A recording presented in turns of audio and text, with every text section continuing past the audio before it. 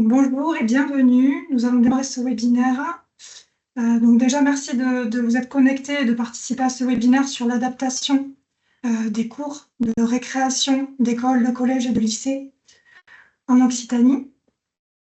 Du coup, avec un enjeu de santé, avec un prisme santé. Donc, je suis Chloé Carillo, je m'occupe des sujets d'aménagement durable au sein d'Envirobat Occitanie et j'assure l'animation de ce webinaire aujourd'hui. Vous l'avez remarqué, ce webinaire, il est enregistré. Donc, si vous ne souhaitez pas apparaître, il suffit de couper caméra et micro pour ne pas apparaître. Donc, pour démarrer, ce webinaire, il est dédié à l'adaptation des cours de récréation existantes déjà réalisés en Occitanie. Nous avons souhaité les aborder en lien avec les enjeux de santé et en parallèle aussi d'adaptation au changement climatique. En effet, depuis quelques années, et avec le développement des cours Oasis, les cours de récréation se transforment en Occitanie pour répondre notamment à l'augmentation des canicules. Et donc, nous avons sollicité des professionnels aux profils variés qui ont travaillé sur des cours de récréation pour questionner avec vous leur nouvelle forme et l'implication des usagers, notamment des écoliers, des lycéens, etc. Donc, on espère que les retours d'expérience partagés pourront vous servir, car ces projets, on le verra, ils revêtent une certaine complexité, tant sur le montage que la réalisation et sur la gouvernance. Et les professionnels présents pourront témoigner. Par rapport au contexte de réalisation de ce webinaire, j'en profite pour remercier les financeurs du 4e plan régional santé-environnement Occitanie qui nous soutiennent pour nos actions sur la santé et sur ce webinaire notamment. Ce webinaire, il est organisé dans le cadre du plan bâtiment durable Occitanie, qui est une déclinaison du plan bâtiment durable national en région Occitanie. Ce plan régional, il est piloté par l'ADREAL, l'ADEME, le plan bâtiment durable national et la région Occitanie. Et nous, Envirobat Occitanie, on a les animateurs. Et le but de ce plan, c'était d'animer une communauté d'acteurs du bâtiment et de l'aménagement pour rendre visibles les projets exemplaires en Occitanie et aussi ouvrir un espace de dialogue entre ces différents professionnels. Plus récemment, dans le cadre de son plan Habitat durable, la région Occitanie a lancé la communauté NEB, dont vous avez certainement entendu parler. Donc NEB, ça veut dire New European Bauhaus.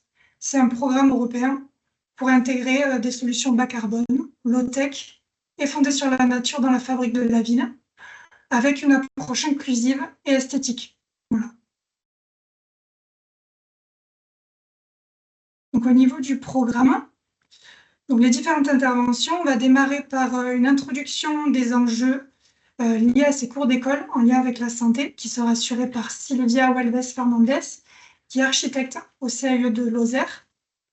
Et après cette intervention, on aura 3 retours d'expérience locaux, variés, de réaménagement de cours de récréation. Donc vous verrez, il y a des projets sur des écoles, en lycée, en métropole aussi, en commune rurale. Ils seront présentés par des membres des équipes projets, à la fois des bureaux d'études et des associations. Et pour terminer, alors je ne l'ai pas affiché là, mais Adrien Roux vous présentera une formation que nous venons de lancer sur le sujet pour vous permettre de monter en compétences. Et donc Adrien est un des formateurs et vous présentera le programme.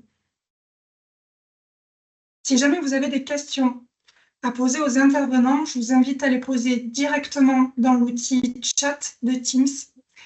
Et une personne du coup d'Envirobat Occitanie relaiera vos questions à l'équipe, aux intervenants. Je vous souhaite un bon webinaire à tous. Je laisse la parole à Sylvia Welves, architecte au CAE de Lozère, pour nous présenter les enjeux de santé et d'adaptation des cours de récréation. Bonjour à tous. Donc, oui, je m'appelle Sylvia Welves Fernandez et je suis architecte CAE de la Lozère. Pour ceux qui ne connaissent pas les conseils d'architecture, urbanisme, environnement, il s'agit d'organismes qui étaient créés avec la loi de l'architecture de 1977 et qui existent un peu presque dans tous les départements.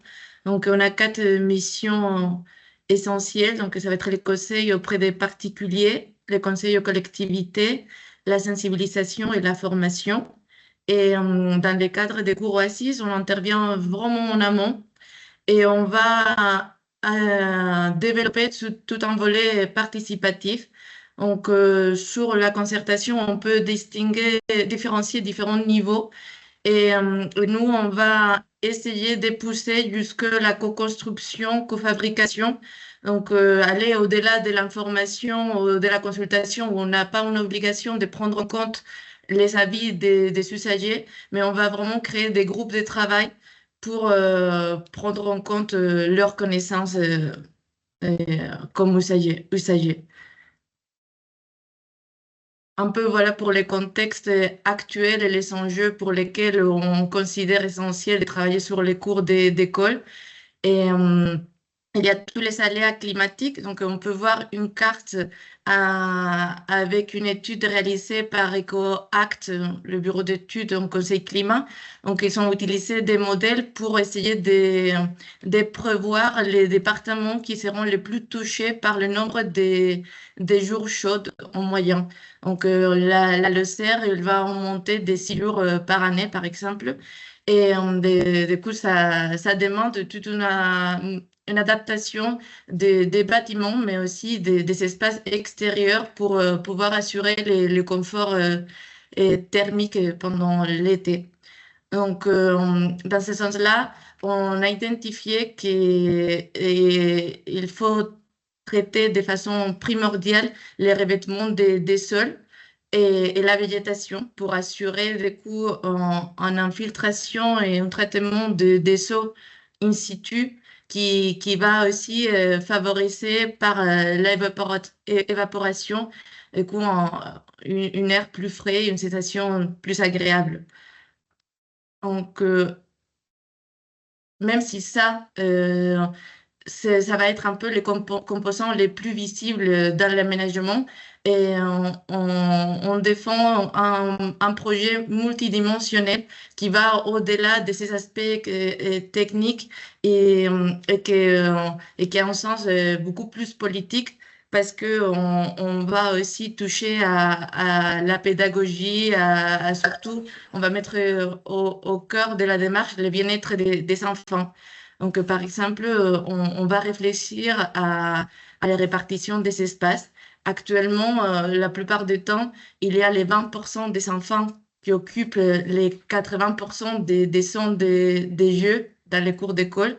Et du coup, avec les aménagements, on veut privilégier une variété des espaces de jeux pour se dépenser physiquement, mais aussi pour encourager la créativité, l'imagination et surtout pour profiter un peu de tous les bienfaits qui apportent d'être en contact avec la nature.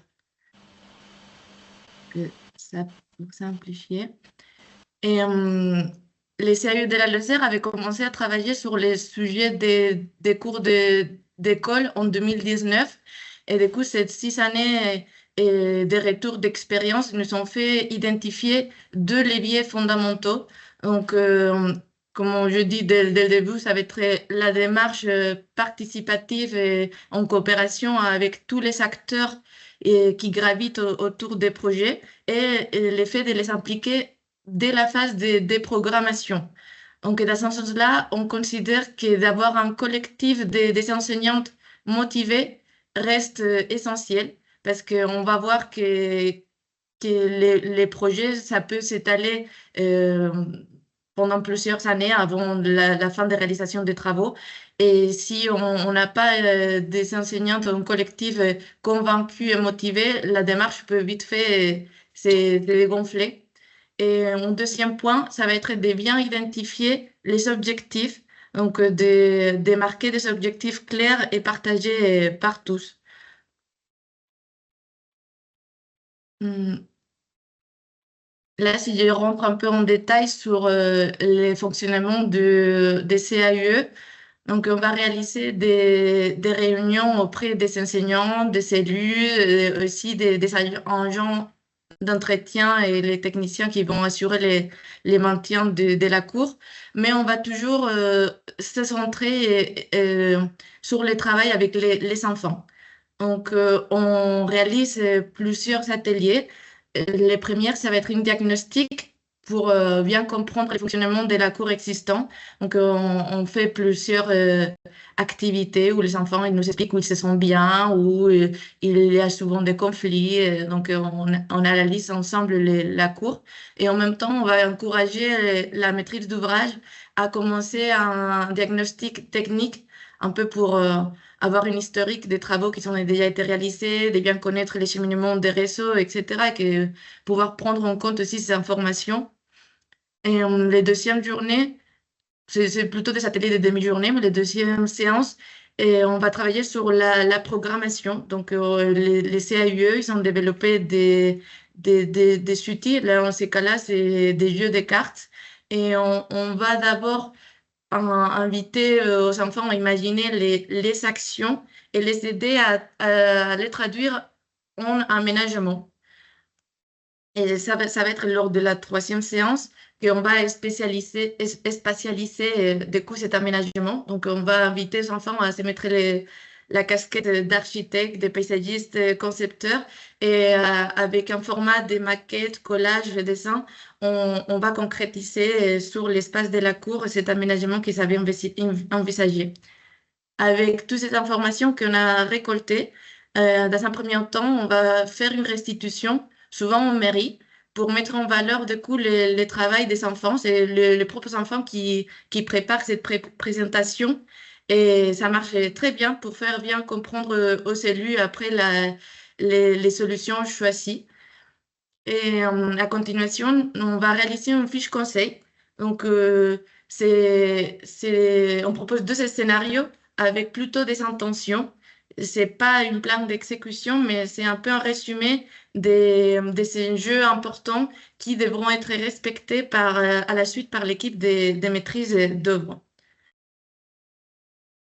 Ça nous arrive aussi des fois de proposer un chantier participatif, un peu en mode de préfiguration, parce que les temps entre l'intervention des CAE et le démarrage des travaux, ça peut être conséquent et c'est important de garder un peu l'intérêt et l'animation des personnes qui sont participées à la démarche.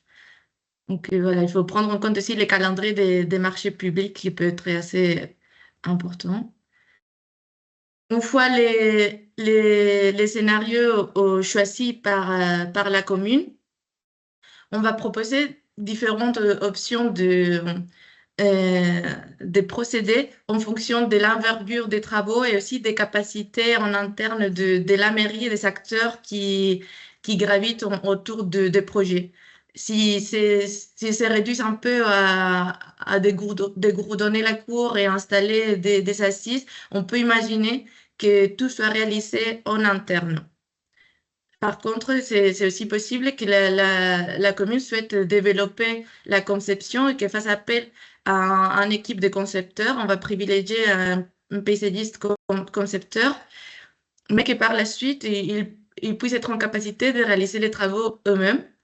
Il faut prendre en compte que du coup, on le sert au travail avec des petites communes, avec des moyens assez restreints. Et du coup, on essaye de s'adapter et de rester dans une logique de sobriété, de faire avec l'existant. Mais si finalement les projets est assez conséquent, on peut bien imaginer de faire appel à une équipe de maîtrise d'œuvre pour assumer la mission complète. Dans ces cas-là, ça peut être aussi intéressant de réfléchir au niveau des communautés de communes ou même de PETR pour rassembler plusieurs écoles intéressées dans la démarche et lancer un appel à projet conjoint qui pourrait retenir l'attention d'un plus large nombre des équipes de maîtrise d'œuvre. Et, et dans cette logique-là de sobriété et, qui reste très pertinente dans ce type de projet d'économie circulaire, de développer un peu l'économie locale et de faire des réemplois des matériaux dès que possible. Et, j'ai voulu vous montrer deux exemples d'une équipe d'architectes, Fermín Blanco, ils sont en Espagne, mais je trouve qu'ils poussent vraiment loin cette idée de créer des liens et de mettre en valeur les savoir-faire et engager la communauté locale. Donc ici, c'est un village où il avait une usine de construction de conteneurs en verre. Donc ils ont contacté, ils ont réussi à avoir des conteneurs anciens qu'ils ont installés sur site pour remplacer un ancien terrain de basket en aire de jeu avec des reliefs. Donc ça, c'était des photos pendant la construction. Et puis, quelques mois plus tard, après l'hiver. Et un deuxième exemple ici, Koulalel, c'est un autre village où une des mères d'élèves était adhérente à une association des amateurs des vieilles motos, voitures qui restauraient et qu'ils savaient accorder avec la mairie de récupérer un rouleau compresseur pour les transformer. Donc là, c'est les résultats, mais je voulais aussi attirer l'attention sur un peu comment pouvoir faire vivre les projets tout le long de ces temps d'attente. Donc l'équipe concepteur avait développé une maquette pliante ils ont fait des temps forts, des expositions. Chaque enfant, il avait réalisé sa petite maquette et on voit là un peu des temps collectifs. Et pour finir, écoute, je vais vous proposer des bibliographies, la plupart développées par les CAUE de Paris, mais aussi d'autres. Et un outil aussi en ligne dont je m'en sers souvent, c'est l'Observatoire des cours Oasis où on trouve un peu une collection des exemples et on peut aussi faire les tri par la surface, par le budget, par les types d'aménagement, les revêtements des sols et avoir un peu un retour d'expérience concret et rassemblable dans le contexte qui nous concerne. Donc voilà. J'ai essayé de rester dans les 10 minutes. Je ne sais pas si j'allais trop vite, mais je suis toujours disponible pour répondre aux questions. Très bien, merci. Merci Sylvia pour cette présentation. Oui, donc on vient de voir en fait les enjeux qui se posent de sobriété, de santé, de conception quand on travaille sur ce genre d'opération. On vient de voir aussi l'accompagnement que propose le CAUE dans l'aménagement de cours de récréation. On n'a pas prévu de temps de questions pour cette présentation. En tout cas, si vous en avez, le public, je vous invite à les inscrire directement dans le chat de Teams et l'équipe d'Envirobat les relaiera à la fin de la prochaine présentation. Donc, j'invite Charles Duterte, animateur nature sur les cours Oasis et coprésident du réel CPIE de Lozère, à vous présenter un retour d'expérience sur leur accompagnement de 9 cours de récréation en Lozère. Nous avons souhaité vous montrer avec cette présentation les types d'accompagnement possibles pour des opérations des cours de récréation. Bonjour, merci. Merci pour l'invitation à ce webinaire. Je vais venir un peu en complément de Sylvia, puisque vous allez voir, on a travaillé étroitement avec le CAUE pour faire une proposition. C'est-à-dire que le projet en Lozère, donc, on l'a bâti un peu en deux temps. On a eu un premier essai sur l'année scolaire 2023-2024. Même, on a dû commencer même peut-être à réfléchir dessus fin 2022. En tout cas, on avait bâti une première trame pédagogique dans le but d'accompagner les enfants à produire des projets de conception de cours d'école. Et la première trame, elle se centrait essentiellement sur des enjeux de biodiversité pour la plus-value que nous, en tant qu'animateurs nature, on pouvait ramener dans ce projet. Je ne l'ai pas précisé, mais voilà, donc Chloé l'a fait. Et voilà, moi, j'interviens en tant qu'animateur nature. Et puis aussi, il y a cette notion de réseau qui est assez importante en Lozère au niveau de l'éducation à l'environnement. Et le CPIE, du coup, coordonne des actions auprès de plusieurs associations. C'est pour ça que du coup, au moment de monter ce projet, le réel s'est entouré du CAUE, de l'association Foyer Rural des Petits Cailloux, de l'ALEP, et puis même des jardins de cocagne par le passé. Donc la première version, c'était, voilà, on intégrait essentiellement la notion de biodiversité, ça répondait à des enjeux par rapport à un projet où on avait perçu des enveloppes de la part du département pour développer ces cours oasis. Et du coup, en 2024-2025, l'Agence régionale de santé, on est allé toquer à leur porte pour leur proposer une deuxième version de ce sujet, en intégrant justement la question du climat et de l'adaptation au changement climatique. Donc la trame que vous avez là, c'est un peu le fruit du travail. On est un petit peu parti de la base de ce qu'avait conçu le CAUE pour ses premiers accompagnements. Et nous, on est venu rajouter une touche biodiversité et climat dans ces réflexions-là. Je dirais qu'il faut être, si on regarde un petit peu cette frise-là, il y a, encore une fois, je le redis, Sylvia en a déjà parlé, mais la première phase que vous voyez avant même le numéro 1, c'est la base de ce projet, c'est réussir à constituer le groupe et identifier qui sont les acteurs, parce que des fois, on ne soupçonne pas que ça va chercher si loin, mais effectivement, il faut réussir à faire corps autour de ce projet et que toutes les parties prenantes, de près ou de loin, soient impliquées. Et après, on a développé notre trame pédagogique avec toujours une logique, donc dans un premier temps, de réaliser des diagnostics, à la fois de l'existant en termes de biodiversité, végétale, invertébrée, etc. Et puis, à la fois, sur cette phase-là aussi, on va essayer de définir ce que c'est que le climat et où est-ce qu'on se situe dans la cour,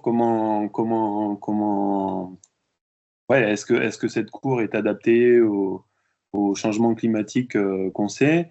Est-ce qu'on identifie déjà des problèmes par rapport à des périodes estivales, etc.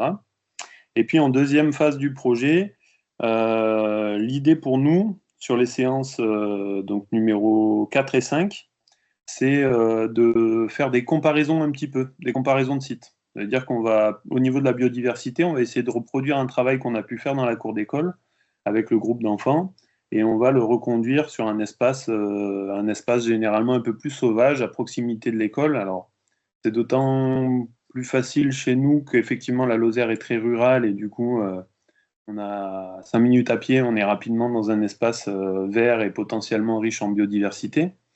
Et en fait, on va essayer de questionner un peu les enfants sur quels sont les leviers qui permettent à une biodiversité d'être plus ou moins riche.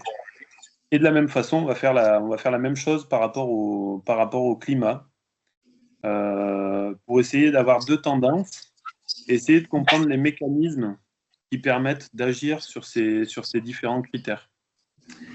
Donc après vient la phase où le CAUE reprend un petit peu le projet en main et travaille. Et quand on s'en sort bien et qu'on arrive à être coordonné, on échange entre animateurs du CAUE et biodiversité climat pour que en fait les notions qu'on a abordées avec eux puissent infuser dans leurs projets qu'ils vont eux-mêmes créer à la fin et présenter du coup en mairie.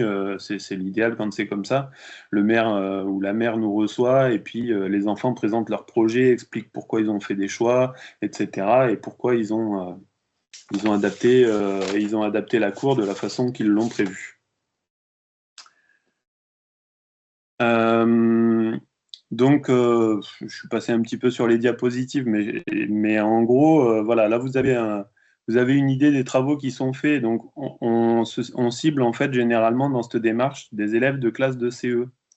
L'idée à la base, c'est de pouvoir travailler avec une classe qui a les capacités de comprendre toutes les notions qu'on va aborder, mais qui va être aussi potentiellement actrice, mais qui va pouvoir aussi voir les effets de leurs travaux sur la cour. Enfin, le problème, c'est que si on avait ciblé des classes de cycle 3, CM par exemple, avec la temporalité du projet, on a peu de chances que les enfants voient leur cours abouti. Ils seront partis au collège avant même qu'on puisse qu'on puisse aller plus loin. Et donc, l'idée de cibler ces classes de CE, c'est qu'ils puissent voir le fruit de leur travail, quoi. Donc là, vous avez une carte.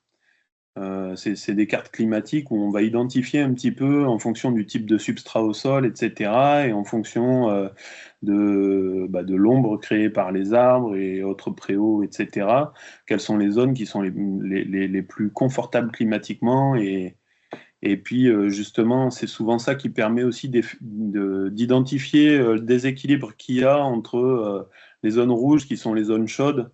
Les cours d'école sont particulièrement assujettis au goudron, et puis souvent, il y a des arbres qui ont été coupés, pas replantés, etc. Et en fait, on va clairement et facilement identifier ça grâce à nos travaux de diagnostic. Dans les autres points importants et qu'on a notés, c'est qu'en fait, toujours en lien avec la santé, les enseignants sont de plus en plus amenés, et en tout cas en Lozère, c'est très motivé à faire l'école dehors. Encore faut-il avoir la possibilité de le faire dans un espace qui s'y prête. Et dans nos projets, on va essayer de prêter une attention particulière à cette réflexion-là. C'est OK, on va faire des cours qui sont confortables, mais on peut aussi imaginer que ce soit des espaces qui servent de classe pour les enseignants et les groupes. Et du coup, il faut aussi avoir pris ça en compte pour créer un espace confortable, agréable. Il y a toujours les enjeux qui sont liés à la reconnexion à la nature. On en parle beaucoup dans nos réseaux et depuis toujours, mais c'est vrai que ça s'accentue avec les années. Et puis effectivement, des enjeux sociaux dans le partage de la cour d'école, comment on fait en sorte que chacun puisse s'y retrouver dans cet espace. Et puis, les enjeux de sécurité qu'il peut y avoir liés aux différents aménagements qui vont être proposés. Hop. Donc, pour vous faire un petit point sur les difficultés et les écueils qu'on a réussi qu'on a mis en évidence en tout cas sur ce projet, on est quoi qu'il en soit sur des démarches en cours de test, et puis on a développé un programme pédagogique qu'on commence à avoir rodé, mais malgré tout, ça nécessite toujours des ajustements, et puis en fait, on tombe rarement sur le cas de figure idéal où on a la classe qu'on avait ciblée, avec le nombre d'individus qui va bien. En fait, on se retrouve toujours avec des cas particuliers ou même des cours avec des fonctions particulières. Et du coup, il y a toujours cette notion d'ajustement à avoir en fonction des cas. Donc le cas d'école, par exemple, quand on dit un cas d'école, c'est pas du tout à l'image de ce qu'on vit, et ça n'existe pas le cas d'école. Il faut toujours avoir une marge d'adaptation. C'est un peu les métiers de l'animation aussi qui nous forgent là-dessus. Les difficultés qu'on a pu rencontrer, et pareil, on rebond à ce que disait Sylvia, il y a vraiment l'implication qu'on peut trouver dans les différentes parties. Donc à la fois les enseignants, des fois, qui ont l'impression que ça va se dérouler et que dans la foulée de nos travaux, ça va passer en mairie, et puis les travaux vont être très vite réalisés, et ça se passe pas souvent comme ça. Dans le meilleur des cas, ça fonctionne, mais c'est pas toujours le cas. Et puis des fois, c'est des mairies aussi. Quand on lance ce type de projet, on essaye de jauger un petit peu la motivation des collectivités aussi par rapport à quel point ils sont sensibles à nos projets. Et des fois, c'est difficile de sentir s'ils sont prêts ou non à aller jusqu'au bout.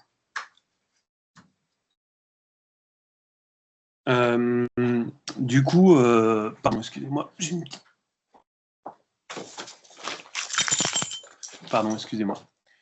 Les contre-ordres, on a noté les contre-ordres parce qu'effectivement, il nous est arrivé de travailler avec des élus notamment qui ont des volontés, mais derrière, au niveau des équipes municipales, ça a des difficultés de communication, ce genre de choses qui font que des fois, on se retrouve à avoir un peu des embrouilles dans nos projets, quoi.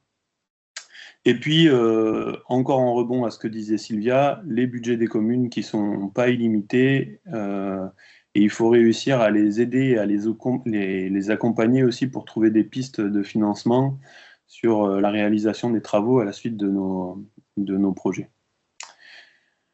Et puis, nous, ce qu'on a pu constater sur le terrain, du coup, c'est qu'effectivement, il y a un vrai intérêt à avoir une médiation très solide, justement, pour remédier à pour anticiper ces potentiels problèmes, réussir à coordonner les équipes pour que ça fasse vraiment corps, et il faut accorder beaucoup de temps à cette partie-là.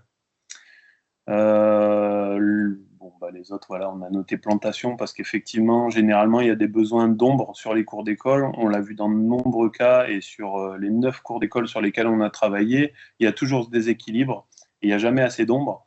Et du coup, quand on pense au projet de plantation, voilà, c'est gérer le temps long et comment on s'adapte rapidement s'il y a vraiment un besoin fort en nombre. Peut-être qu'il faut penser à des solutions aussi annexes dans certains cas pour pallier à la période de croissance des arbres. Voilà.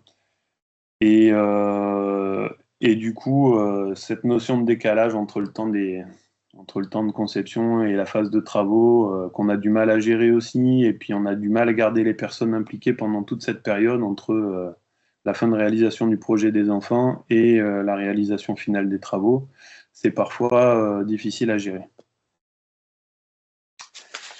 Les solutions et les enseignements qu'on en a tirés, vous voyez ici sur cette frise, donc on a noté un peu plusieurs pôles qui sont les principaux pôles qu'on a identifiés. Donc sur les bulles bleu-violette, c'est plutôt l'équipe qui anime ce projet. Donc vous y retrouvez le CAUE, vous y retrouvez le réel CPIE, et puis vous y retrouvez les associations dont celle dont je faisais partie, les animateurs de terrain qui se déplacent auprès des enfants pour construire les projets. Et puis on a noté dans les bulles jaunes plutôt les gestionnaires, et dans les bulles rouges tout ce qui concerne l'école, de près ou de loin. Et là-dedans, vous voyez, on a toute une déclinaison. Donc, le petit cœur, c'est pour le côté, on s'attache vraiment au projet des enfants, pour les enfants, par les enfants. Mais du coup, il faut quand même réussir à regrouper toutes les personnes qui sont dans les autres bulles rouges. Ça va de l'ATSEM à la personne qui va s'occuper du ménage, au périscolaire et à la gestion de la cantine. Il y a toujours un regard aussi sur l'aspect sécurité liée, ou j'en sais rien, souvent on a des accès pompiers, ce genre de choses. Tout ça doit être particulièrement bien anticipé pour pouvoir réagir au mieux. Et puis chez les gestionnaires, la spécificité aussi, c'est que, voilà, encore ce que je vous disais tout à l'heure, il faut arriver à faire le lien. On pourrait croire que ça se fait bien dans des petites communes parce que les intermédiaires sont rapides entre un élu et un agent technique, mais des fois, il faut quand même veiller à ce que les échanges existent bien pour les impliquer un maximum, et que derrière, on ne se retrouve pas avec des conflits après la réalisation de ce programme qui doit voir le jour. Voilà. Et donc tout ça, ça donne, à l'issue de tout ce temps de travail, effectivement, la finalité, c'est la production par le CAUE d'une fiche projet avec des déclinaisons de plusieurs scénarios qui vont prendre en compte tous ces critères dont je vous évoquais là. Voilà, je pense que j'ai fait un petit peu le tour rapidement de tout ça. Pareil, s'il y a des questions plus tard, pas hésiter à me contacter ou à contacter le réel CPIE pour avoir un peu plus de détails sur notre démarche, la construction, etc. Merci. Très bien, merci à vous, Charles, pour cette présentation de votre retour d'expérience sur ces cours de récréation. Il y a certains aspects que vous avez évoqués et qu'on retrouvera aussi dans les autres présentations. Côté public, est-ce que vous avez des questions? On peut les relayer pour vous. Alors, j'ai vu qu'il y avait une question à destination de Sylvia, donc pour les CAUE. Mathilde Besse se demande comment est financée l'intervention du CAUE auprès des mairies. Est-ce que cela fait partie de vos missions ou c'est un coût pour les mairies? Ça fait partie de nos missions, effectivement. Et du coup, on fait la différence entre cours oasis quand on intervient en collaboration avec les animateurs climat et biodiversité.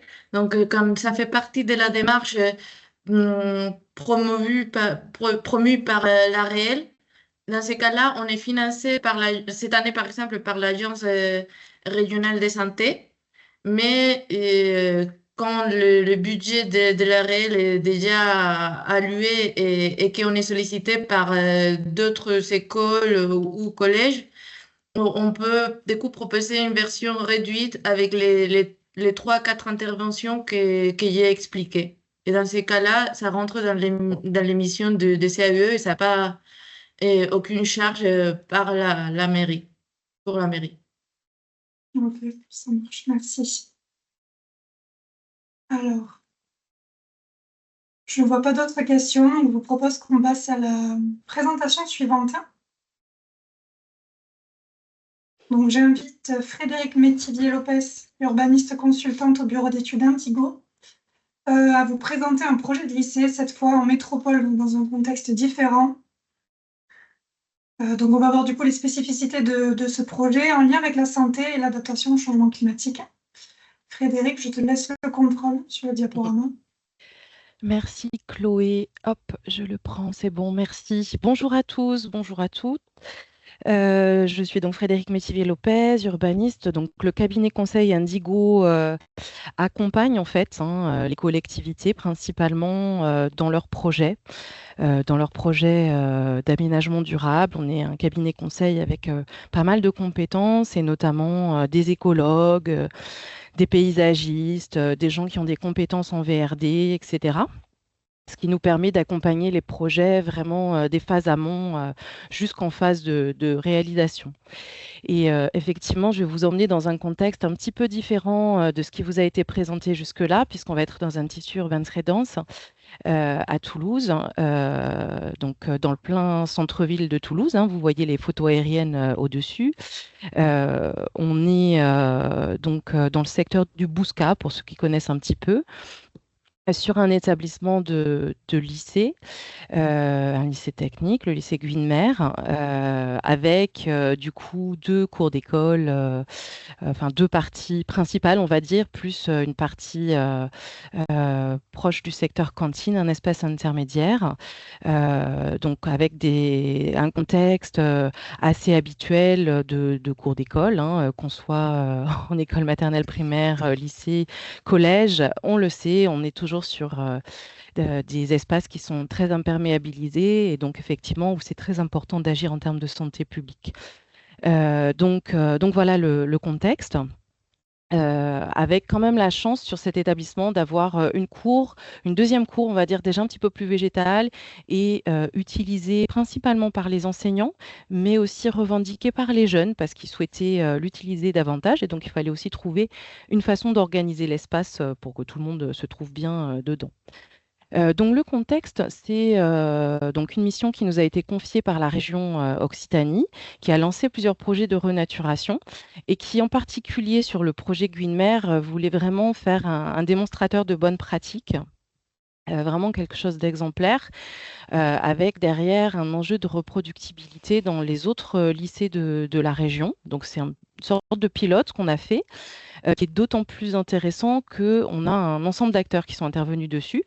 Quand nous, Indigo, on a commencé à intervenir, il y avait déjà eu en fait tout un travail préalable qui fait écho à ce qui a été décrit précédemment par Sylvia et Charles, qui est la constitution du comité de pilotage, un comité de pilotage qui associait les enseignants, qui associait la CPE, voilà, le directeur, mais aussi et surtout les jeunes. On avait les éco-délégués qui étaient impliqués dedans depuis un moment et également le CPIE Terre Toulousaine qui était intervenu d'ores et déjà pour sensibiliser les jeunes et faire un premier travail de diagnostic. Ils étaient allés visiter d'ailleurs un autre lycée pour montrer comment on pouvait transformer l'espace. Voilà, donc c'est intéressant. Il y avait ce préalable, ce gros préalable qui existait. Mais avec une envie d'aller plus loin. Ce qui avait été travaillé jusque-là avec le CPIE, c'était des transformations ponctuelles autour d'une cage d'escalier, par exemple, qu'on voulait revégétaliser. ou quelques espaces ciblés. Et la région, en fait, et le comité de pilotage ont souhaité aller un cran plus loin et vraiment partir dans une logique de renaturation, de vraiment réorganiser l'espace de façon adaptée aux usages, de travailler aussi de façon importante la protection solaire. D'où notre intervention, donc, qui a consisté à faire une étude de programmation et de conception et jusqu'en accompagnement de la réalisation, puisque aujourd'hui, donc, la réalisation se fait progressivement et on est aux côtés de la région pour conseiller, réfléchir, voir les matériaux, comment on procède, etc. Ce projet, en fait, au niveau méthodologique, d'emblée, on a proposé à l'ensemble des acteurs de le travailler en fait sous un prisme particulier. C'est un prisme qui fait vraiment écho aux enjeux de santé. C'est de le regarder à travers l'œil des solutions fondées sur la nature, hein. Donc, vous savez que l'Union internationale pour la conservation de la nature définit en fait ces actions-là comme des actions qui se basent en fait sur les écosystèmes pour relever des défis de société. Et dans les défis de société, il y a tous les sujets d'évolution climatique, évidemment, tous les sujets de réintroduction de biodiversité dans ces milieux parfois assez stériles des cours d'école, mais il y a aussi les enjeux de santé auprès des jeunes et des enfants. Donc, c'était vraiment intéressant de s'appuyer sur cette approche-là, hein. Vous voyez par exemple ce schéma à droite qui est le schéma de l'UICN, hein, qui montre bien en fait qu'on a à la fois ce travail sur les écosystèmes qui permet de répondre aux défis sous différents angles et qui permet en fait d'adresser deux grands volets. C'est là que pour nous, c'est vraiment très important au niveau méthodologique. D'un côté, il y a les sujets de bien-être humain. Qu'est-ce que la nature peut nous apporter en fait en termes de bien-être? Et de l'autre côté, il y a aussi l'effet miroir, c'est-à-dire qu'est-ce que le projet va apporter en termes de bénéfices pour la biodiversité. C'est-à-dire que le projet, il doit forcément avoir une plus-value pour consolider en fait nos écosystèmes. Et donc, on s'inscrit vraiment. Donc, comment on transforme un morceau de ville, comment on le réintègre dans le tissu urbain et comment voilà, on enrichit en fait ces différentes fonctions. Et les deux schémas en bas montrent un petit peu ces deux approches très importantes. D'un côté, vu du point de vue des enfants et des jeunes. Donc là, je vous ai mis un schéma donc, qui est fait par David Sobel, hein, qui est un penseur de l'éducation et qui montre en fait les différents objectifs qu'on peut atteindre à travers ces différents aménagements. On va toucher en fait au cadre émotionnel, physique, cognitif et social pour les jeunes. Et en parallèle, on va aussi pouvoir agir de façon significative pour la nature sur des aspects assez fondamentaux. Je vous commente simplement l'aspect qui est le socle en fait, hein. Ne serait-ce que l'aspect de travailler le sol comme support de biodiversité, les connexions de la trame brune. Voilà, on va pouvoir en fait vraiment transformer l'espace et garantir en fait des conditions beaucoup plus pérennes pour la biodiversité.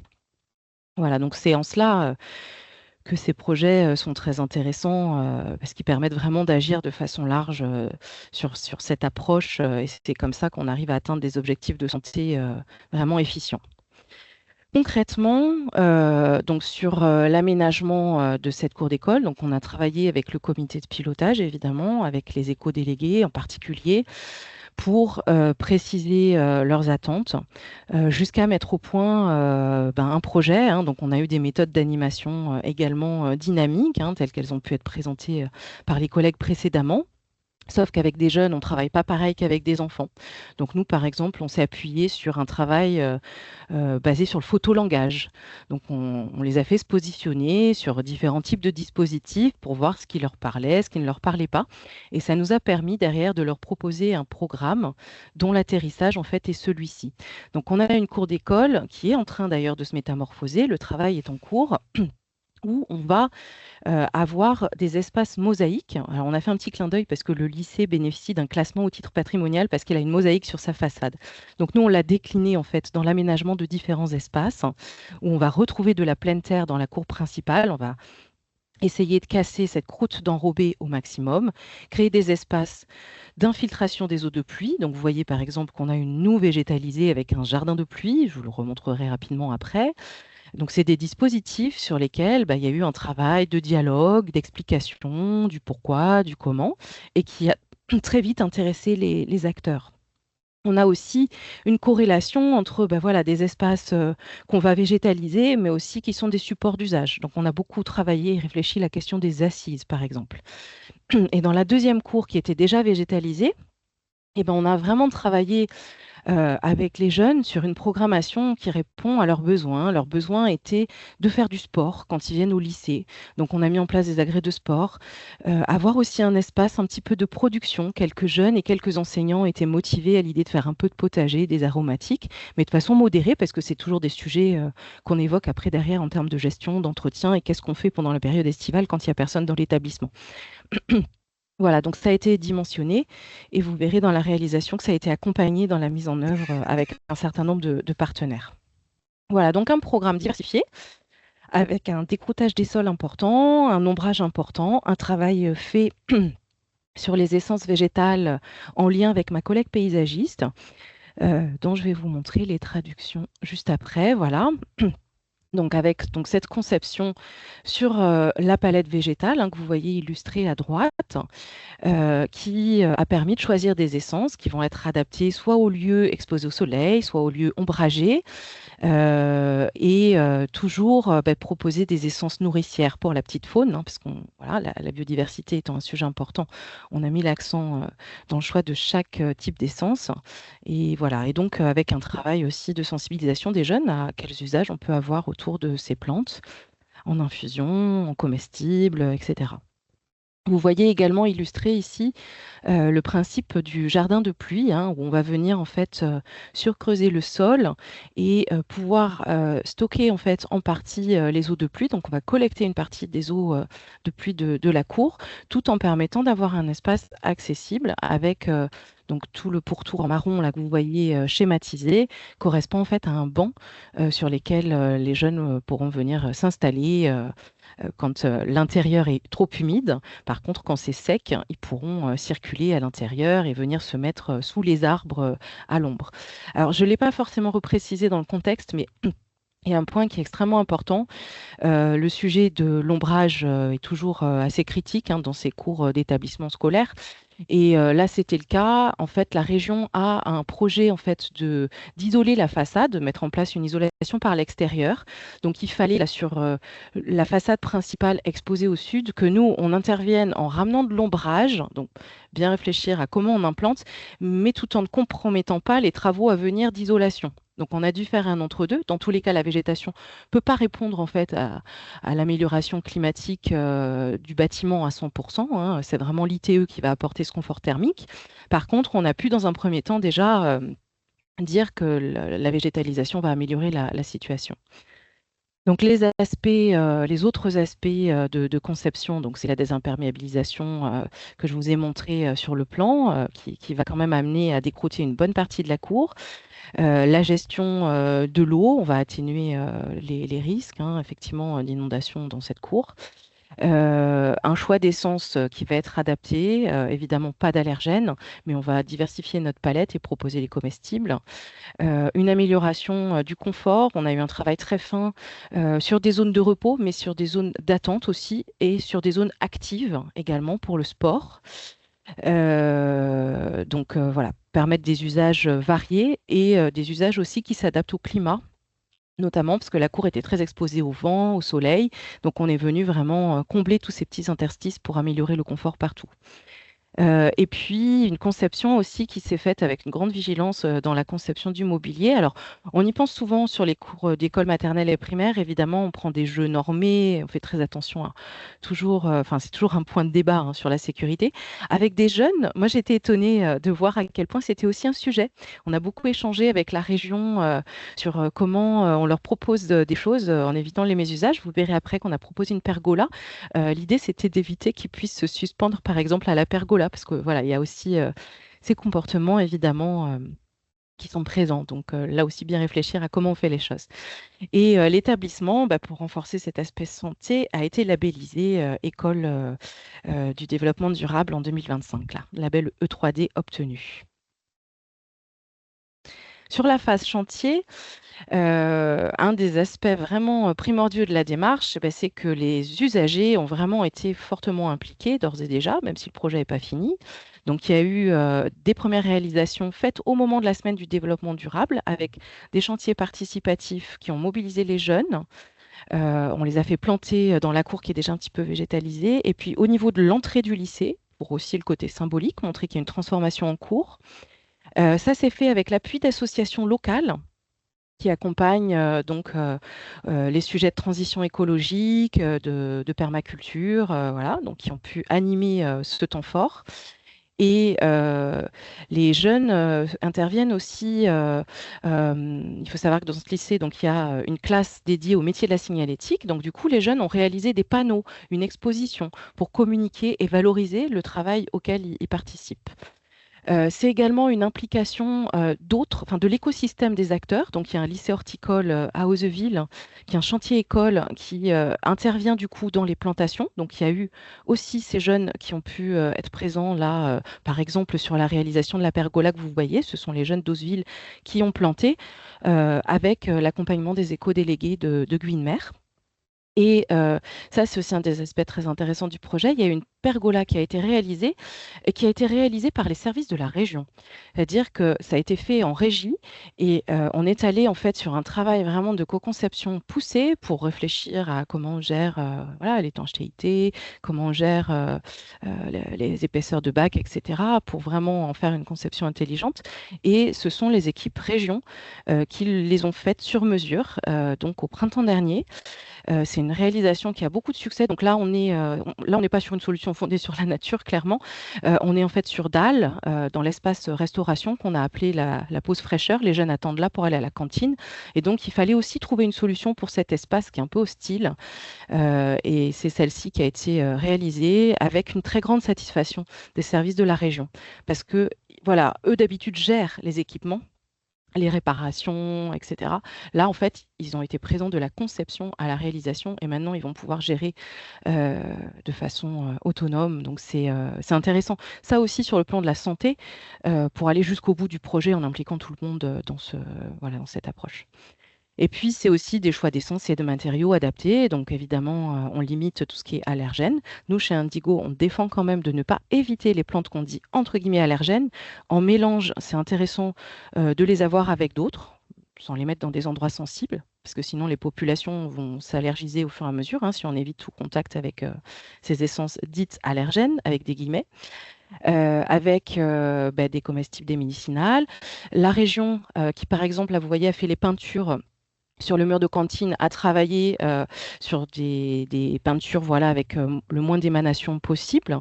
C'est inscrit d'ailleurs dans leur cahier des charges pour les marchés publics.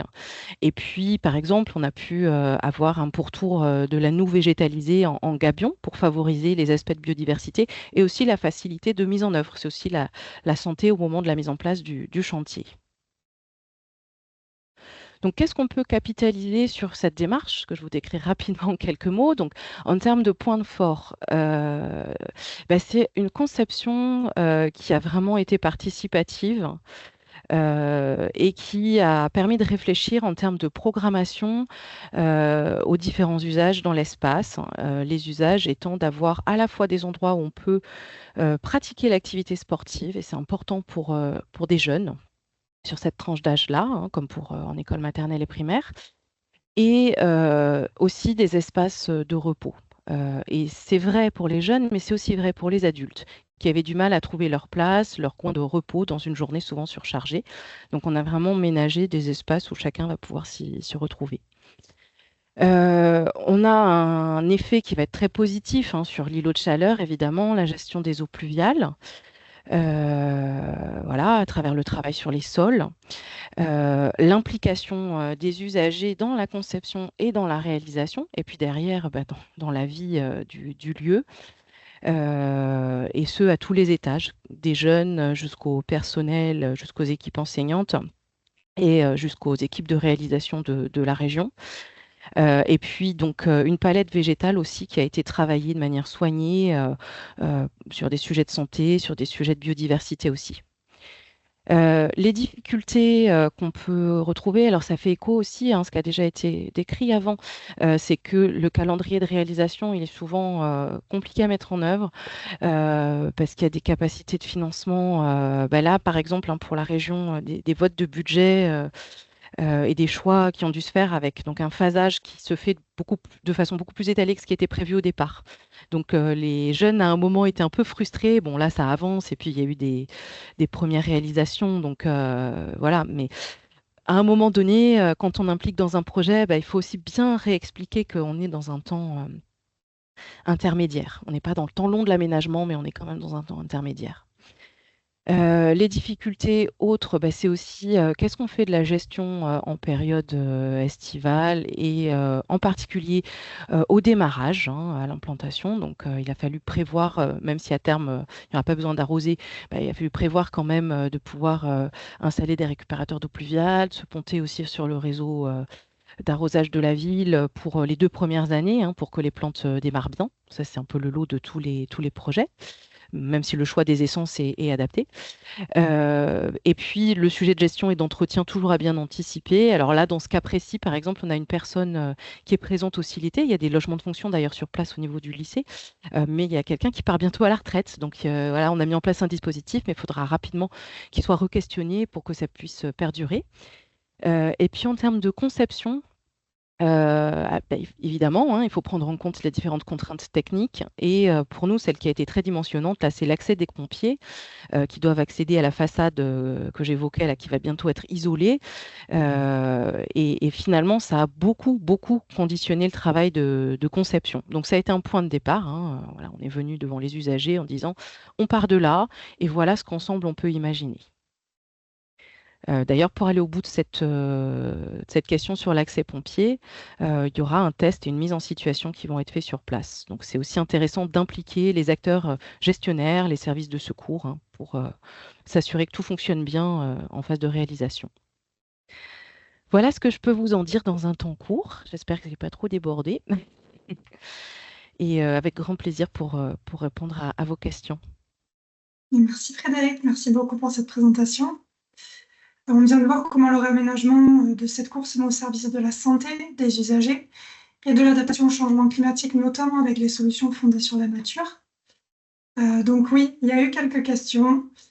Alors, il y a une première question qui est plutôt à destination des différents projets, donc de tous les intervenants, donc chacun après se positionnera. Donc Marie Charon demande si a-t-on profité de cette réflexion sur l'adaptation au changement climatique pour limiter au passage les clivages genrés des cours d'école pour les rendre plus mixtes et inclusives. Sinon, cela a-t-il été suggéré ou vous êtes-vous heurté à des réticences et de quel ordre? Moi, je peux répondre parce qu'effectivement, c'est une question qui revient dans tous les cours d'école. Et souvent, au centre des conflits, c'est la cour de foot qui se situe. Après, un peu la réticence qu'on a, bon, c'est qu'il faut toujours garder un espace propice à le sport, surtout quand les écoles ne sont pas à proximité d'autres installations qu'ils puissent utiliser au quotidien. Et justement, on a eu des échanges avec la direction départementale de l'éducation nationale qui tient vraiment à garder autant d'espace de cours de sport que possible et que ça les fait un peu peur, même le seul fait d'installer des assises pour que les enfants qui les souhaitent puissent se reposer.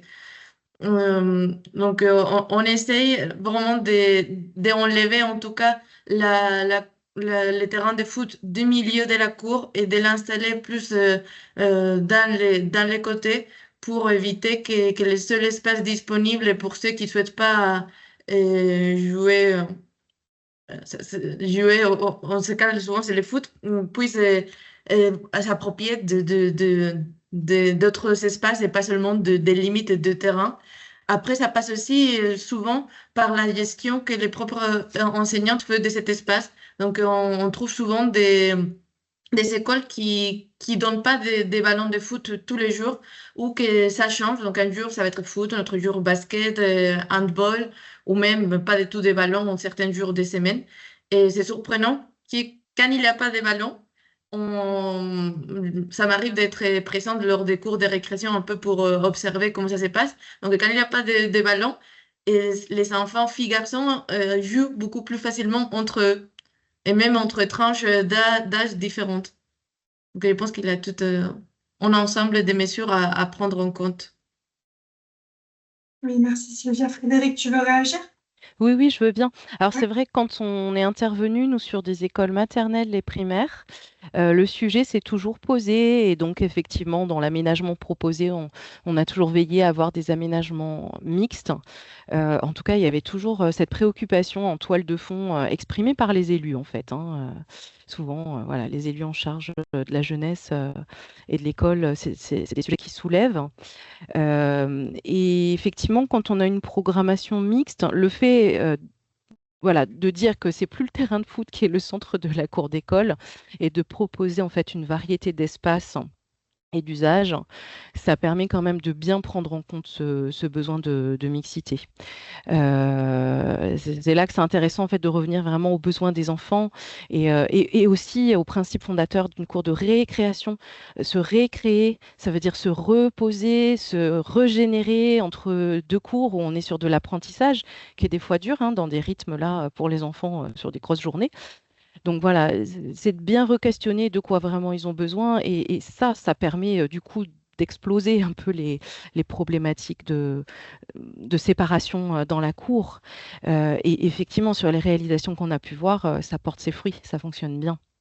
Heu, sur un lycée, là sur Guynemer, finalement c'est pas apparu comme un sujet parce que les jeunes finalement sont déjà plus dans un fonctionnement mixte et donc finalement on a fait vraiment un travail de réflexion sur les usages avec eux, mais j'ai l'impression que c'était déjà, un petit peu, acquis dans leur mode de fonctionnement donc je saurais pas tellement dire, mais c'est vrai que ça a été bien moins mis en avant, je pense en lien avec l'âge. Là, on est sur des jeunes entre 15 et 18 ans, donc plutôt fin d'adolescence. Donc voilà, c'est encore d'autres besoins. Sur la mixité, il y a moins de problématiques. Ok, merci. Il reste encore une présentation, donc éventuellement Adrien Roux, pendant sa présentation, pourra aussi répondre en partie à cette question. Mm. On va passer aux autres questions. Alors, il y en a une de Mélanie Jamin de Combo Architecte qui demande quels sont les revêtements de sol mis en œuvre. Mm. Alors, on est parti sur des propositions pour les voies circulées, de mettre en place des dalles béton sur lit de sable, par exemple, ou des pavés enherbés. Enfin, ça dépend après à chaque fois de la localisation de l'espace et des besoins d'accès en fait aux véhicules. Mais voilà, donc on a essayé d'introduire davantage les dalles béton et les pavés enherbés pour améliorer les continuités de sol déjà. Aujourd'hui, c'est en cours quand même de réflexion malgré tout, parce qu'ils n'ont pas encore refait les gros travaux d'écroutage de la cour principale. C'est des coûts hein, quand même, c'est d'écroutage, et donc la région là essaye de trouver le bon curseur. Donc ça va être décrouté, mais certainement pas autant que ce qu'on a pu imaginer. Et finalement, on va sans doute garder une partie de l'enrobé qui est déjà en place. Donc on aura quand même une désimperméabilisation importante là au niveau des espaces verts et des espaces plantés, hein, qui représentent une surface significative. Mais sur les autres matériaux de sol, on verra un peu comment ils positionnent leur curseur. Malgré tout, bon, voilà, en termes de chaleur, ça sera moins bien de garder l'enrobé. En termes d'approche circulaire et bas carbone, c'est pas idiot non plus parce que le matériau a l'avantage d'être sur place. Donc voilà, c'est en cours d'ajustement et la variable là, hélas, elle est financière parce que c'est quand même des coûts qui sont pas anodins. Voilà pour les matériaux de sol, c'était ça la question. Ouais. Oui, après, il reste 3 questions, mais on va passer rapidement parce qu'il faut passer à la Ouais. prochaine présentation. Sur le coût du projet, Voilà. oui, ça fait le lien avec ce que je viens de dire. En fait, le projet, là, dans sa globalité, il est estimé à plus de 400 000 euros avec les devis entreprises. Et donc, il faut réduire le coût du projet. Donc, on est en train de retravailler la question des revêtements de sol, hein. L'idée, c'est de rentrer dans une enveloppe qui sera plutôt proche de 250 000. Donc, il va vraiment falloir faire les bons arbitrages et garder, en fait, tout ce qui est très important dans le projet. C'est le sol qui sera la variable, effectivement, d'ajustement. Et les conséquences sur les choix de conception, ben, c'est ça, effectivement, hein. Quand on accompagne la réalisation du projet, on est forcément sur des allers-retours entre le projet discuté, son chiffrage en coût réel et ce qu'on peut réellement mettre en œuvre. Et donc, on discute de quel compromis on doit faire et qu'est-ce qu'on doit à tout prix garder en fait de l'esprit du projet. Voilà, donc on est dans ce travail de fond. Il y a le projet idéal, il y a le projet réel. Il faut que le projet réel garde bien toutes les intentions initiales et les objectifs. Oui, très bien, merci Frédéric. Je propose qu'on garde la dernière question pour la dernière présentation. Donc on va passer à la présentation suivante, qui est du coup celle d'Adrien Roux, architecte et ingénieur, et Cole Véran d'Architecture in Vivo, qui vous propose un retour d'expérience global en tant qu'AMO et maître d'œuvre de plusieurs aménagements de cours d'école. Donc Adrien, c'est à toi. Bonjour, merci. Alors, je vais essayer d'à la fois aller assez vite, hein, de pas forcément faire trop de redites aussi, et d'essayer de prendre en compte aussi les questions qui ont été formulées, essayer d'y répondre au fur et à mesure de la présentation. Est-ce que ça passe de la diapo là? Est-ce que quand je clique, ça fonctionne? Ok, super. Donc, je suis Adrien Roux de Lagarde, je suis architecte ingénieur, et donc je travaille chez Architecture in Vivo. Chez Architecture in Vivo, on travaille beaucoup sur la transformation des cours d'école et à 100% sur le volet participation citoyenne.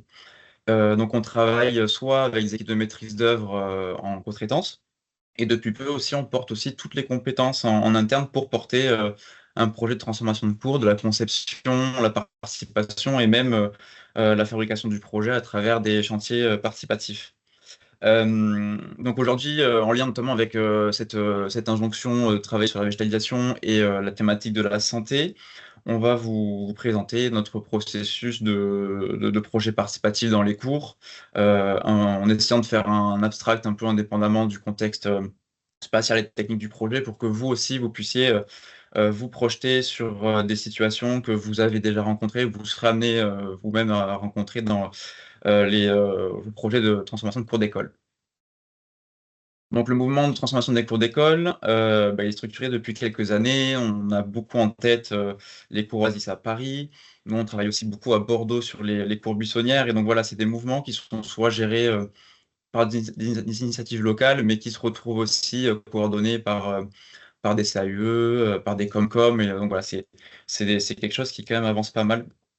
Le premier angle d'entrée dans les projets, que ce soit sur le volet technique ou sur le volet financement, c'est effectivement très souvent la question de la végétalisation et aussi de la désimperméabilisation.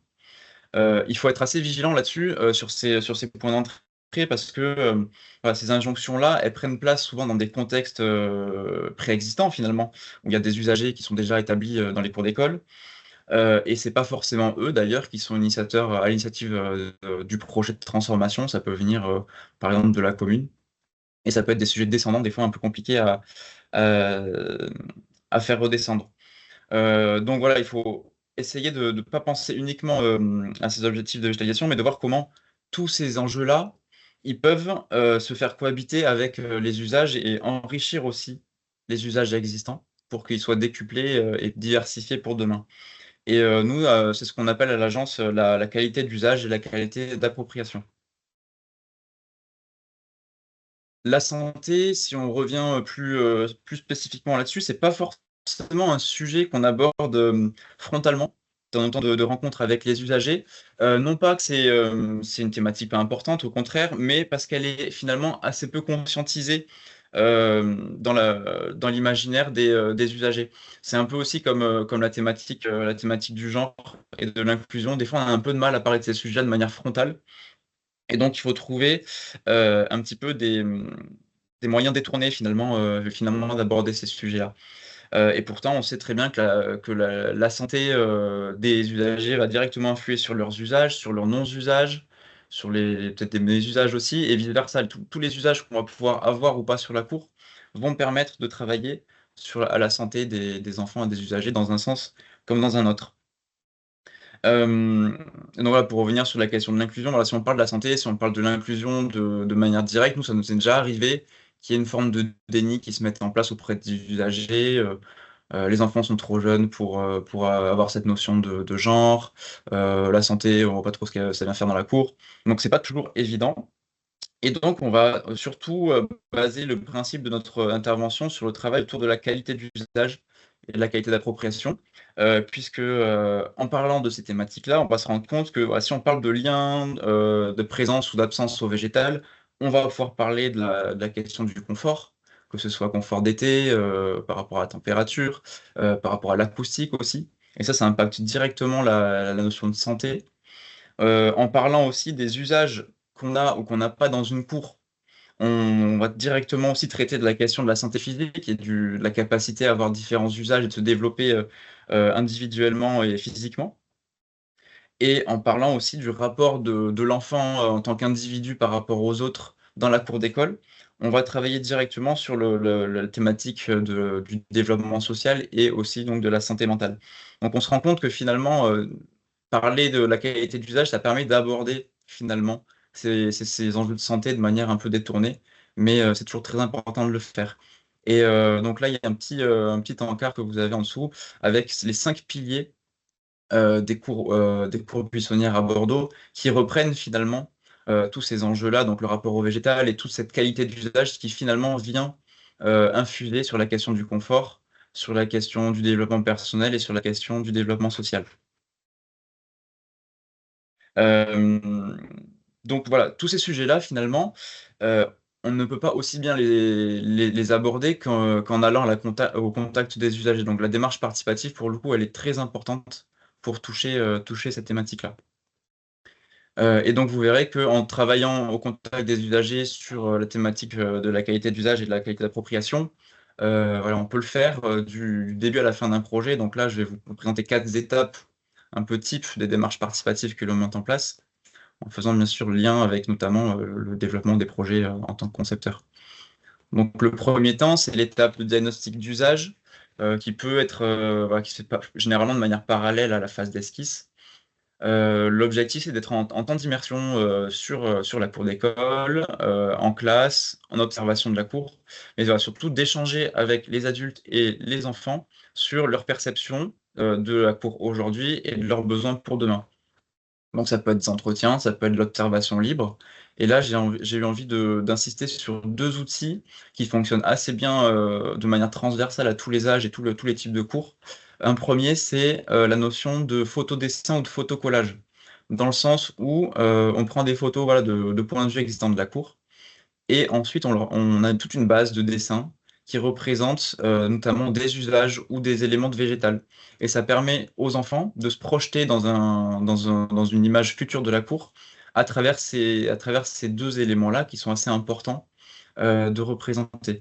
L'idée, c'est pas forcément à ce stade-là de leur demander de représenter avec précision les aménagements, mais de se focaliser sur la question de l'usage et aussi de rapport au végétal. Et donc le choix des éléments qu'on leur donne à coller permet aussi de cadrer les éléments sur lesquels on va avoir des retours. Donc ça, c'est hyper intéressant, et puis on peut en faire ensuite une analyse à l'échelle de toutes les propositions des enfants. L'autre élément que vous avez à droite, c'est une cartographie que l'on met en place avec les enfants, où les enfants, on les aide à s'approprier le plan, bien évidemment, et on les accompagne dans la cour pour qu'eux-mêmes puissent faire un relevé des éléments qui sont appréciés, des éléments qui sont plutôt de l'ordre de nuisance ou de conflit à l'échelle de la cour. Et donc en mettant en commun tous ces éléments-là, on arrive à mettre en exergue une tendance globale sur la qualité d'usage par rapport aux espaces, par rapport aux thématiques, et donc de voir finalement, au moment de ce diagnostic-là, quels sont les espaces préférentiels sur lesquels il faut travailler et les thématiques sur lesquelles il faut travailler. Donc ça, premier temps très important sur ce sujet-là. Deuxième temps de coprogrammation qui intervient par exemple en début d'AVP. On propose, en tant que concepteur, et on demande un maximum avec les concepteurs avec qui on travaille, si on est uniquement sur le volet participation, de proposer des scénarios contrastés. C'est-à-dire qu'en réponse aux besoins qui auront émergé lors de l'expertise d'usage, on va demander de produire plusieurs scénarios, de manière à pouvoir les présenter aux usagers et faire réagir sur la pertinence de tel ou tel scénario. Et l'idée, c'est, tout à l'heure, je vous ai montré les 5 piliers des cours buissonnières de Bordeaux, qui découlent directement de la qualité d'usage et notamment aussi de la santé, c'est de présenter tous ces scénarios-là sous le prisme de ces piliers-là. Donc à chaque fois, on va en prendre un, on va présenter les scénarios et en quoi finalement ce scénario répond de telle manière à tel pilier, etc., etc. Et ça permet, en travaillant avec les usagers, donc adultes comme enfants, de venir analyser, voir quels sont les points forts et points faibles et comment est-ce qu'on peut arriver finalement, à travers deux scénarios qui peuvent être complètement opposés, justement pour faire réagir, à trouver un scénario consensuel qui puisse répondre de la meilleure des manières à chacune des thématiques. Troisième volet, donc qu'on appelle co-conception, préfiguration du projet, qui lui arrive lorsque le projet est bien abouti, donc fin d'AVP, début du pro. L'idée, c'est une fois que le projet est calé, ou en tout cas bien avancé dans ses grandes lignes, on le préfigure dans la cour. On le préfigure dans la cour parce que ça permet de se rendre vraiment compte de la diversité des aménagements, des rapports d'emprise, et donc de rediscuter, parce que souvent l'injonction de la végétalisation, la crainte, c'est que ça prenne beaucoup de place dans un projet par rapport à l'existant, que ça vienne amputer certains usages. Donc faire la préfiguration, venir marquer les différentes emprises comme on peut avoir sur les deux images en haut à droite, ça permet d'avoir conscience de ce qui va être réalisé, de pouvoir ajuster aussi potentiellement. L'image en bas à droite, c'est qu'on a marqué les emprises végétales, on a fait passer les services techniques pour venir voir si la balayeuse, tous les systèmes de nettoyage de l'école pouvaient fonctionner dans la disposition projetée de la cour. Et donc ça permet de projeter la cour, de favoriser l'appropriation que vont avoir les enfants de la cour, de tester tout l'imaginaire qu'on met en place à l'échelle de la cour, puisque au-delà des aménagements, c'est aussi comment est-ce qu'on peut stimuler l'imaginaire des enfants et avoir un imaginaire qui correspond à leurs attentes, qui est hyper important. Et quelque chose qu'on aime bien faire aussi, c'est si on reprend par exemple le photocollage qui a été mis en place en phase diagnostique, c'est que pour représenter le projet, notamment lorsqu'on revient avec les enfants, on reprenne les mêmes éléments de collage, donc la même matière finalement pour représenter le projet.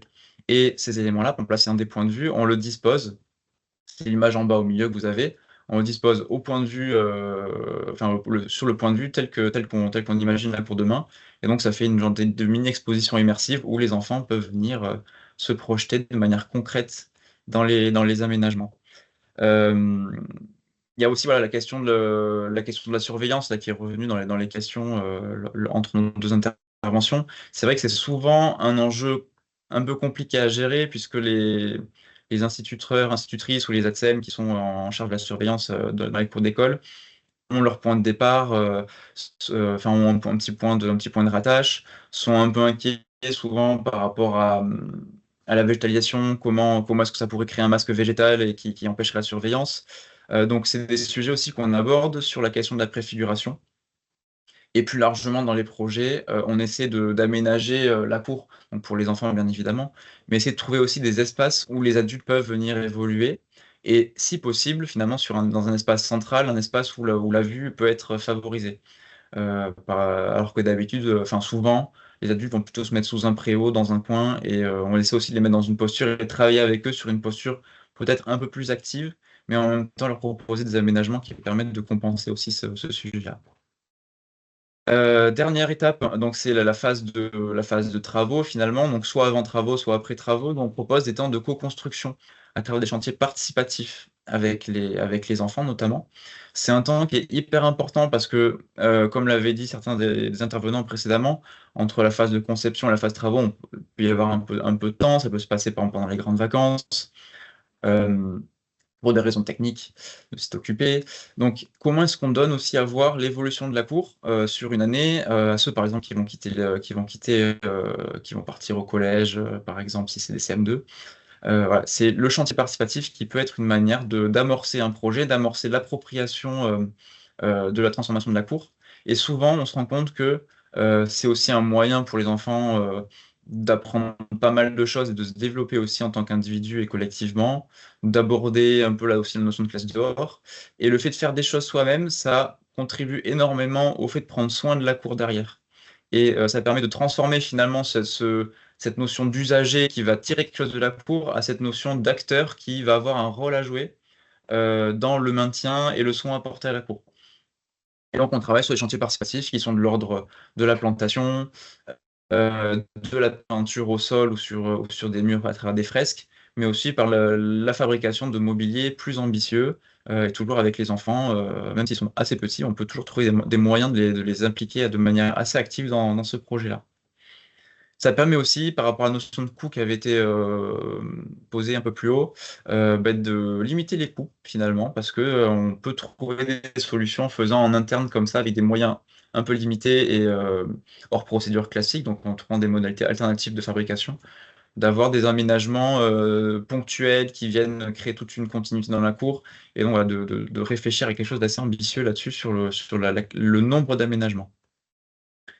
Et enfin, il y a la question de l'appropriation de l'évaluation, puisque voilà, on est souvent sur des projets qui viennent pas forcément, enfin, qui peuvent venir bien sûr des instituteurs, institutrices, des enfants, mais ça vient souvent d'en haut. Donc la question de l'appropriation et du bon maintien de la cour d'école est hyper important aussi à aborder. Donc le chantier participatif, enfin, le travail de co-conception est hyper important.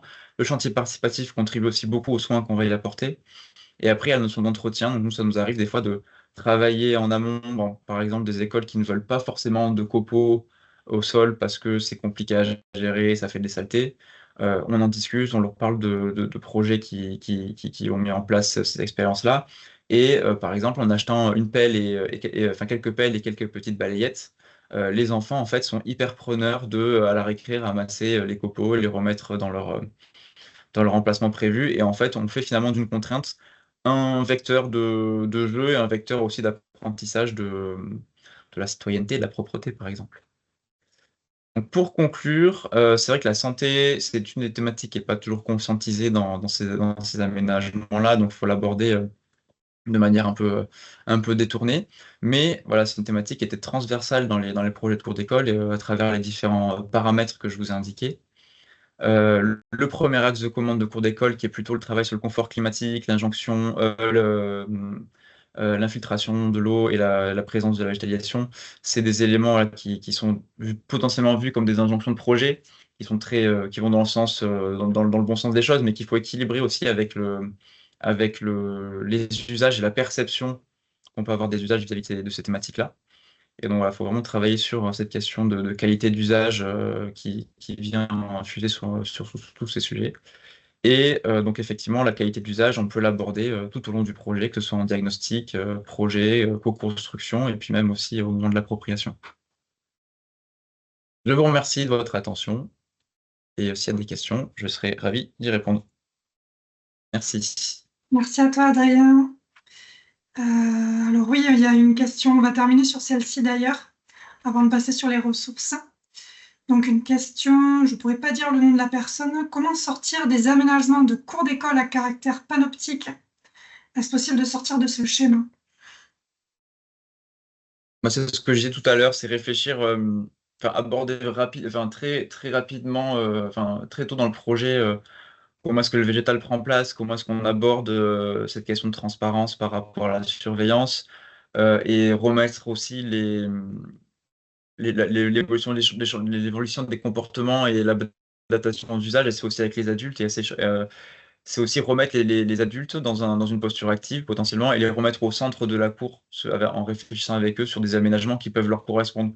Ça nous arrive des fois que les adultes nous disent nous on aimerait bien une petite terrasse au milieu de la cour pour prendre le soleil, et en fait c'est ne pas forcément penser qu'aux enfants, c'est hyper important, et c'est vraiment vers eux qu'il faut prioriser les aménagements, mais pour qu'ils puissent avoir la liberté d'aller sur plein d'endroits, qu'on puisse diversifier les usages, qu'on puisse apporter quelques masques végétaux par l'intervention de nouveaux jeux ou de plantations. Il faut aussi essayer de rendre les adultes mobiles ou de les mettre au centre de la cour. Oui, je C'est pense pas qu'il y a, facile, on est d'accord. ouais. Je pense qu'il y a aussi un peu une pédagogie à faire sur les bienfaits que ça peut avoir d'avoir un risque maîtrisé pour l'apprentissage des enfants. Et, du coup, il y a des enseignantes qui sont plus ouvertes à cette idée voilà, d'être réactifs eux-mêmes et de laisser un peu un espace de, je sais pas, de confiance. Mais sinon, des solutions qu'on arrive à mettre en place, c'est par exemple pour répondre aux besoins des plus petits, de se sentir dans une espèce de cocon, quand on propose des cabanes, des tipis, etc., de les faire en osier avec des ouvertures un peu larges. Donc, on a l'impression d'être entouré, mais c'est toujours facile à surveiller, c'est visible depuis l'extérieur également. Très bien, merci. Merci aussi au public pour vos questions. Je vous propose qu'on termine sur quelques ressources si vous souhaitez aller plus loin sur le sujet. Donc, premièrement, on vient de créer Envirobat Occitanie une formation. Si vous voulez voilà, vous monter en compétence sur la conception de cours d'école, collège et lycée, avec ces objectifs qu'on a vus, hein, désimperméabiliser, végétaliser aussi ces cours et puis les partager avec tout ce qui est inclusion, etc. Donc, c'est une formation qui se destine aux professionnels qui travaillent à la fois sur des opérations de cours d'école, des professionnels du bâtiment, de l'aménagement, mais aussi des professionnels de santé, que vous soyez AMO, maître d'ouvrage, concepteur, entreprise, voilà, c'est vraiment ouvert à tous, il n'y a pas forcément de prérequis. Et donc Envirobat Occitanie, nous on propose cette formation parce qu'on est organisme de formation, et on propose un catalogue de plusieurs formations, et pour certaines d'entre elles, on fait appel à des formateurs pour les dispenser. Et donc, parmi eux, Adrien Roux, tu vas nous présenter le programme de cette formation puisque tu fais partie des intervenants. Oui, alors je ne fais pas partie des intervenants structurants, j'interviens ponctuellement sur un des aspects, mais c'est vrai que pour cet encadrement, on a essayé d'avoir des compétences assez larges. Donc on a Suzanne Déhou qui est docteur en médecine et qui travaille sur la santé dans les projets d'aménagement, qui a écrit un livre, donc Bâtir pour la santé des enfants, et d'ailleurs je crois qu'elle est présente à ce webinaire, donc je la salue. On a Adélaïde Boel, donc docteur en architecture, qui a réalisé une thèse sur la place des enfants dans la ville et qui à mes côtés, à Univivo, travaille beaucoup sur la transformation des cours d'école, sur le volet participation et conception. Moi, je suis plutôt, je suis chef de projet sur des missions de transformation de cours d'école, mais je travaille aussi beaucoup sur la notion de chantier participatif et je travaille sur des cours d'école sur lesquels il y a des modalités assez alternatives de transformation. Donc, je peux aussi faire part de cette expérience-là. Et on a Cécile Mermier, qui est paysagiste conceptrice, qui a notamment réalisé la cour d'école de Grabels, qui a été certifiée bâtiment durable Occitanie Or.